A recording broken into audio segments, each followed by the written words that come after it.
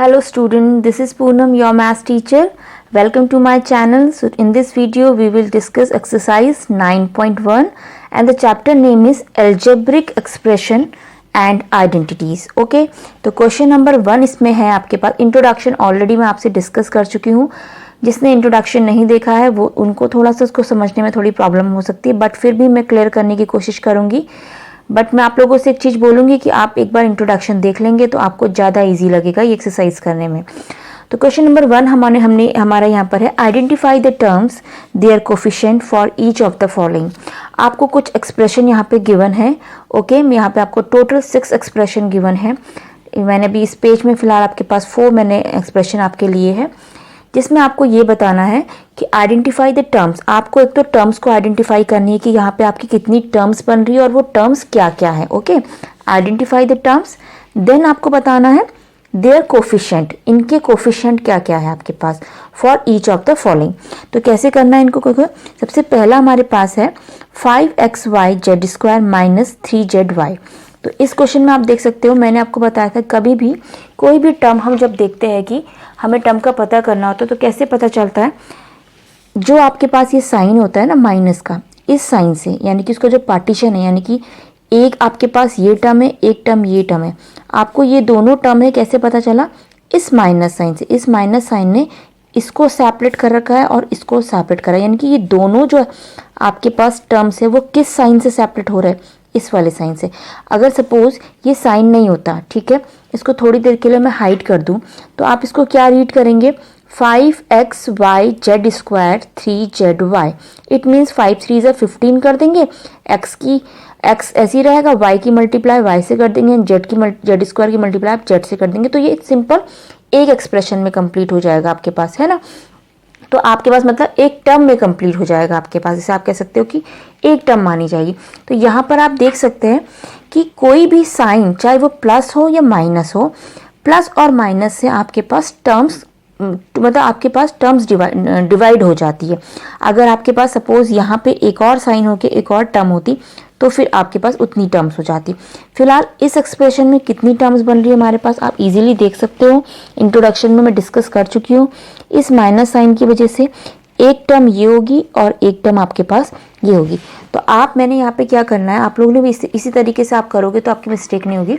आप लोगों ने क्या करना, सिंपल सा, जैसे आपका ये क्वेश्चन है, आप यहाँ पे एक टर्म का कॉलम बना लीजिए, कोफिशिएंट का. अदरवाइज अगर आप ऐसे नहीं भी बनाना चाहते, डायरेक्टली लिखना चाहते हो तो वो भी ठीक है, बट इससे आपको ज़्यादा इजी रहेगा. टर्म्स मतलब यहाँ पे टर्म्स आ जाएंगी इन दोनों में, और कोफिशिएंट में कोफिशिएंट आ जाएंगे. मैंने 2 ही बॉक्सेस क्यों लिए, 2 ही मतलब कॉलम क्यों लिए, इसलिए लिए क्योंकि मुझे यहाँ पे पता है कि 2 टर्म दिख रही है, एक ही माइनस का साइन है तो 2 ही टर्म हो सकती है आपके पास. तो वो टर्म कौन कौन सी होगी, 5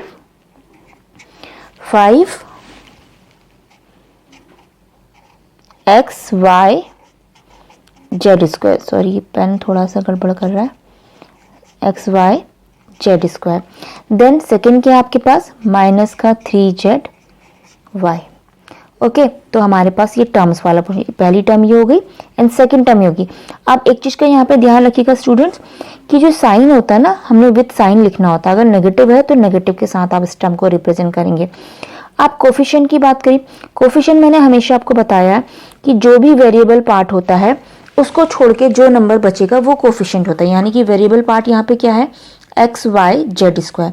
ये वाला पूरा आपका वेरिएबल पार्ट है ना, तो इसको छोड़ के इस पूरे का कोफिशिएंट क्या हो जाएगा आपके पास, 5. अभी यहाँ पे सिंपल आपसे कोफिशिएंट पूछा है तो आपने क्या करना है, वेरिएबल वाले पार्ट को छोड़कर जो नंबर होगा वो आपके पास कोफिशिएंट हो जाएगा. देन आपके पास है zy. आपको दिख रहा है कि zy का कोफिशिएंट यहाँ पे क्या है, 3, यानी कि विद नेगेटिव साइन आप लिखेंगे -3.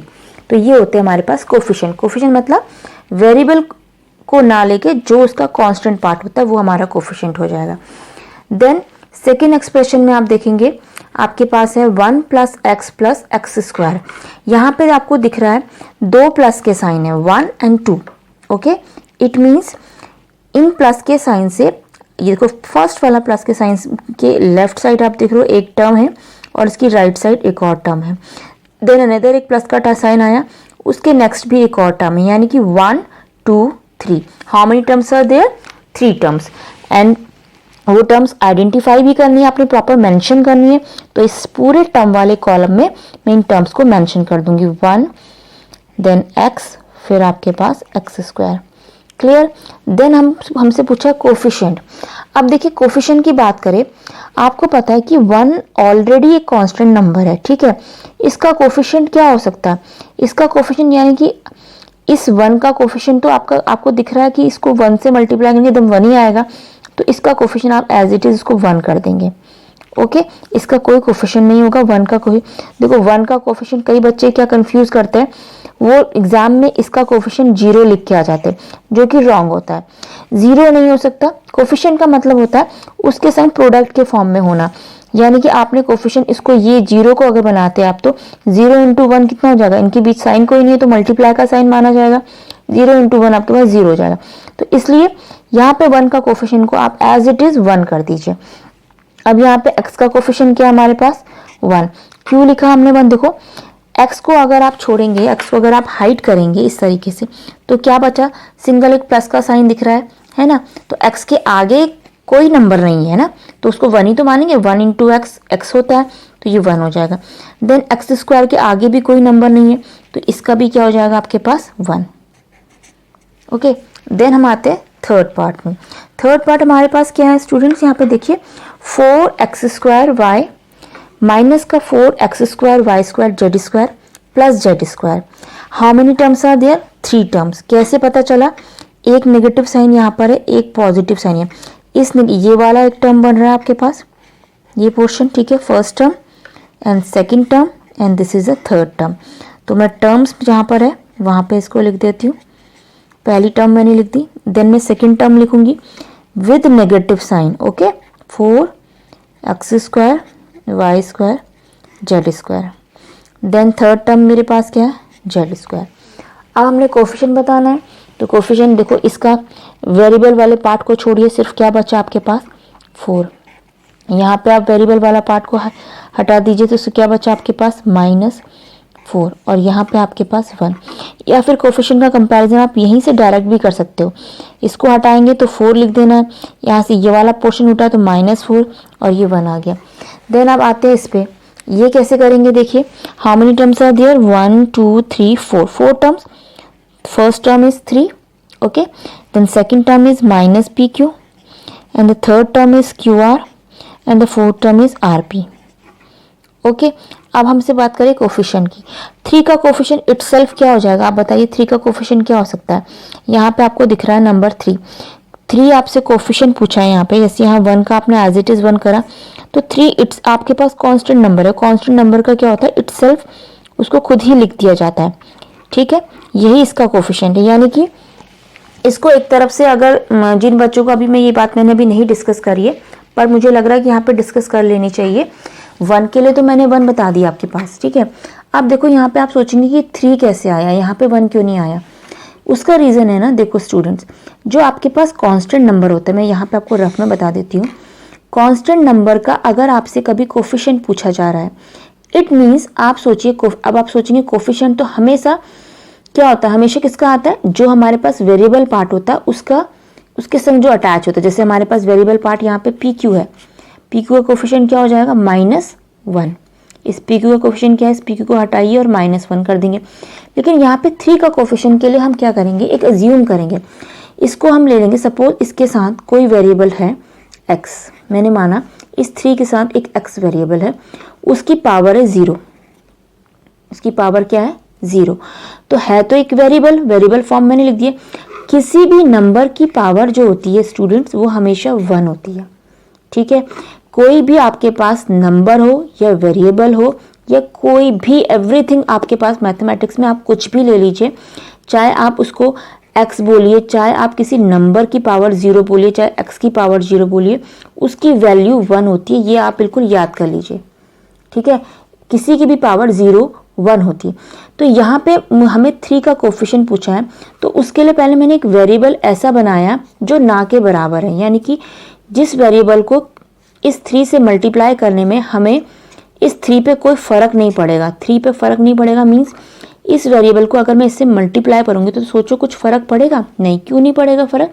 क्योंकि इसकी वैल्यू तो मैंने आपको बता दी 1 होती है, तो 3 बन जा 3, तो दोबारा से आपके पास 3 आ गया, यानी कि मैंने इस 3 को लिखा 3x⁻0, कोई फ़र्क नहीं पड़ा, x⁻0 आपके पास 1 हो गई, 3 बन जा 3 आ गया आपके पास। तो यानी कि आप किसी भी नंबर को, जैसे यहाँ पे 1 था, ठीक है, इस 1 को आप क्या लिख सकते हो? 1 इंटू x⁻0। किसी भी वेरिएबल की पावर 0 जो होती है, किसी भी वेरिएबल का अगर पावर में 0 है तो उसकी वैल्यू 1 होती है। अगर आप इसकी वैल्यू रखेंगे तो 1 इंटू इसकी वैल्यू कितनी हो जाएगी? 1। 1 इंटू 1 इज 1। ओके, तो इस तरीके से मैंने आपको बताया कि आप इसको अज्यूम कर सकते हो कि सपोज मेरे इस 3 के साथ आपने मान लिया कि एक वेरिएबल अटैच है x⁻0, ऐसे x⁻0, तो आप कहेंगे मुझे तो वेरिएबल मिल गया, अब मैं इसका कोफिशिएंट देख लूँगा। आप x⁻0 को हाइड करेंगे तो आपको कोफिशिएंट 3 मिल जाएगा, है ना इजी। तो इस तरीके से आप थिंक कर सकते हो। अदरवाइज अगर आपको इतना नहीं समझना है, क्योंकि ये चीज़ें सारा कंसेप्ट ना आपका 9th क्लास में है, अदरवाइज आप एज इट इज़ उस नंबर को यहाँ पे रख दीजिए, ठीक है। फिलहाल 8th स्टैंडर्ड के अकॉर्डिंग इतना समझना काफ़ी, आप 3 को 3 लिख सकते हैं। पी क्यू का कोफिशिएंट -1 हो गया, क्यू आर का कोफिशिएंट +1 हो गया, एंड आर पी का कोफिशिएंट आपके पास -1 हो गया। ओके, तो ये हमारे 4 पार्ट कंप्लीट हो गए। देन हम मूव करेंगे 5th पार्ट में। देखिए 5th पार्ट में आप देख सकते हैं हमारे पास यहाँ पर जो है कितनी टर्म्स है? 1 2 3, 3 टर्म्स है हमारे पास।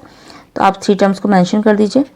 x/2, okay, then another x/2, first term, second term and third term is minus का xy। अब यहाँ पे कोफिशिएंट की बात करेंगे तो कोफिशिएंट मैंने आपको बताया था वेरिएबल को छोड़ के जो भी पार्ट बचा, वेरिएबल आपके पास यहाँ पे इसको ऐसे कर लीजिए, तो क्या पार्ट बचा आपके पास? ओनली 2, वो भी डिनोमिनेटर में, ऊपर कुछ नहीं है, तो हम इसको क्या मेंशन कर सकते हैं? 1/2। वैसे सिमिलरली सेकंड टर्म में देखिए, सेकंड टर्म यहाँ पे से डायरेक्टली लिख सकते हो आप, x को हटा दीजिए तो क्या बचेगा आपके पास? 1/2। और यहाँ पे अगर आप xy को हटाएंगे, इसको हटा के देखेंगे, इसको हाइड कर दीजिए, सिर्फ क्या बचेगा? एक नेगेटिव साइन, तो नेगेटिव साइन को हम -1 लिख देंगे। ये कई बच्चों को नहीं समझ में आया तो मैं फिर से बता दी। x/2 को आप कैसे लिख सकते हो?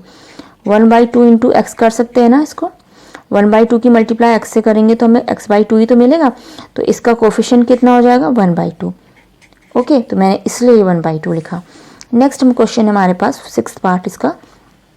तो इसमें क्या है आपके पास? देखिए कितनी टर्म्स है, ये आप इसमें मैंने कॉलम नहीं वही बनाया, इसको बना देते हैं।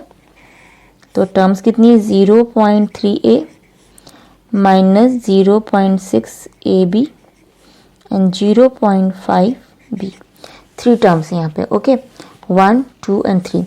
देन हमारे पास बात कर रहे हैं कोफिशिएंट की, तो कोफिशिएंट क्या है? a का कोफिशिएंट है 0.3, b का कोफिशिएंट, इस पूरे का कोफिशिएंट हो जाएगा माइनस का, सॉरी यहाँ पे लिख देती हूँ, -0.6 और इसका प्लस 0.5, इस b का कोफिशिएंट आपके पास ये हो जाएगा। ओके, वेरिएबल पार्ट को हाइड करना होता है, इसको हाइड करोगे, जो बचा वो कोफिशिएंट। यहाँ पे ab को हाइड करा तो -0.6, यहाँ पे b को हाइड करा तो 0.5। तो ये हमारा क्वेश्चन नंबर 1 कंप्लीट हो चुका है। देन हम मूव करेंगे क्वेश्चन नंबर 2 पे। नेक्स्ट क्वेश्चन है, classify the following polynomial as monomial, binomial and trinomials, which polynomials do not fit in any of these 3 categories.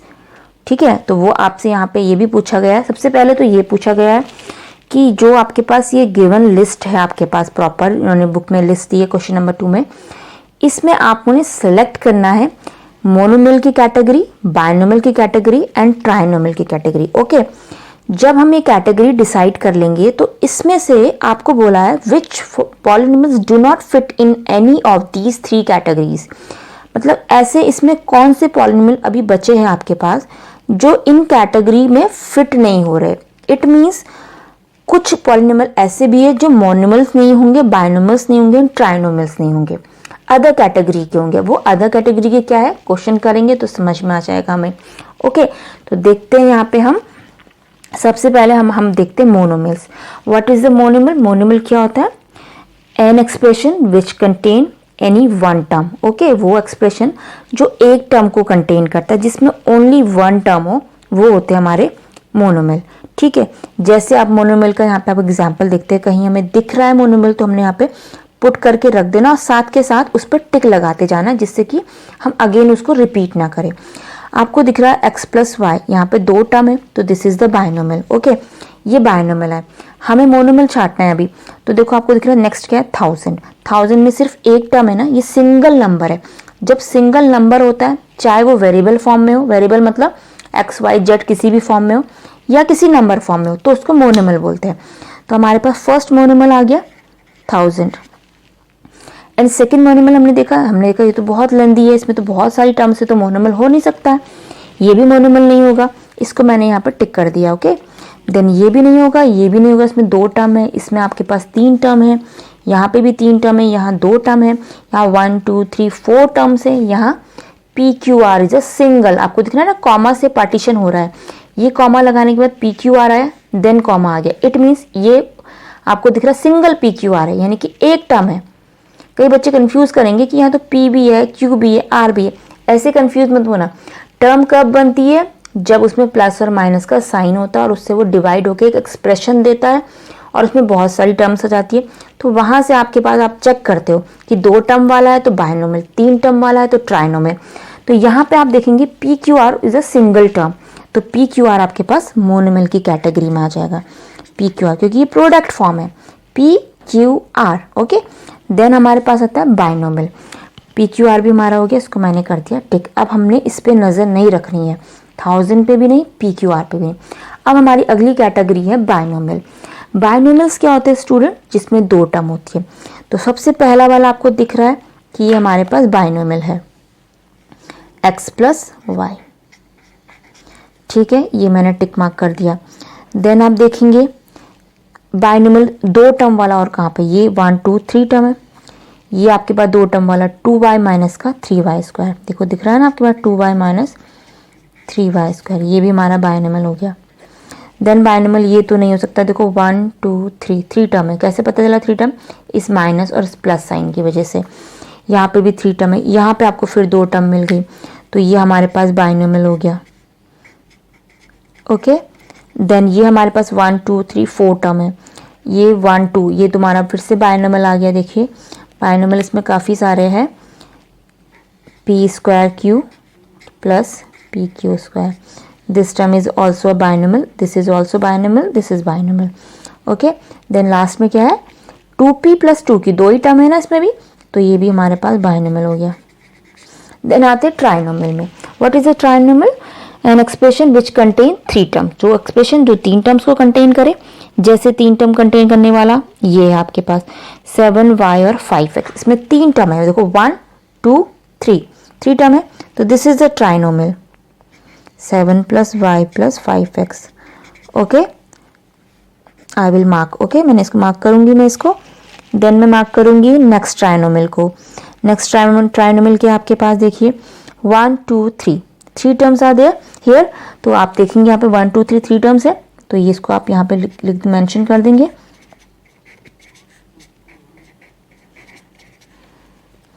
इससे भी मार्क कर दिया मैंने, ठीक है, मैंने इसको मार्क करूंगी मैं 1 2 3 टर्म आ गया। अब मैं किसको मार्क करूंगी, 5x minus 4y minus plus 3xy, ये भी आपका ट्राइनोमियल हो गया, 3 टर्म है इसमें। बहुत ही इंटरेस्टिंग अभी आपको ये लग रहा होगा, बट ये थोड़ा सा कॉम्प्लिकेटेड तब होता है जब इसमें कैलकुलेशन थोड़ी सी ज़्यादा आ जाती है।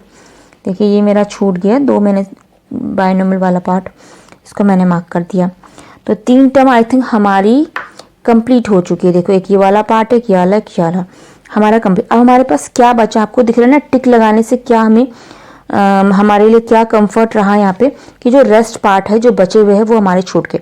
अब बचे हुए पार्ट हमारे पास कौन सा है, देखिए आप देख सकते हैं जो रेस्ट पार्ट है हमारे पास, एक सेकेंड, रेस्ट पार्ट इस तरीके से आपको शो कर देती हूँ। ये देखिए ये वाला पार्ट, ये दिख रहा है ना आपको, ये पूरा पोर्शन ये वाला और ये वाला पोर्शन, ये मेरा रेस्ट पार्ट आ गया। अब आप इसमें काउंट करिए how many terms are there, 1 2 3 4 1 2 3 4 4 terms वाला एक यहाँ पे एक्सप्रेशन और छुपा हुआ है, ठीक है। तो यहाँ पे आपको वो भी बताने हैं जो इस कैटेगरी को फॉलो नहीं कर रहे। तो आप एंड में क्या लिख देंगे, एंड में आप लिखेंगे following polynomials do not fit in any of these categories. क्या लिखेंगे, फॉलोइंग पॉलिनोमियल्स, वो पॉलिनोमियल्स कौन से हैं, फर्स्ट है आपके पास x plus x square plus x cube plus x to the power 4 and second one is AB plus BC plus CD plus DA। These polynomials आप नेक्स्ट में लिखेंगे do not fit in any of these categories. Okay, ये polynomials जो है आपके पास इस category में fit नहीं हो रहे हैं। ओके, तो ये हो गया हमारे पास, ये दोनों पॉलिनोमियल हमारी, तो हमने यहाँ पे मेंशन वो भी करने हैं। तो हमारा आंसर सिर्फ यहीं तक कंप्लीट नहीं होता, ये भी लिखना बहुत ज़रूरी है कि कौन से पॉलिनोमियल है जो इस कैटेगरी क्यों नहीं फिट हो रहे। उसका रीज़न ये था क्योंकि ये 4 टर्म वाले पॉलिनोमियल है। हमें तो बताना ही नहीं है 4 टर्म वाले, हमें तो 1 टर्म वाला, 2 टर्म वाला एंड 3 टर्म वाला बताना था। ओके, तो क्वेश्चन नंबर 2 इज कंप्लीटेड। अब हम मूव करेंगे क्वेश्चन नंबर 3 में, वो मैं बताऊंगी आपको नेक्स्ट वीडियो में। So student please pause the video and note these question number 1 and question number 2, and if you like this video please like, share and subscribe this channel. Thanks for watching.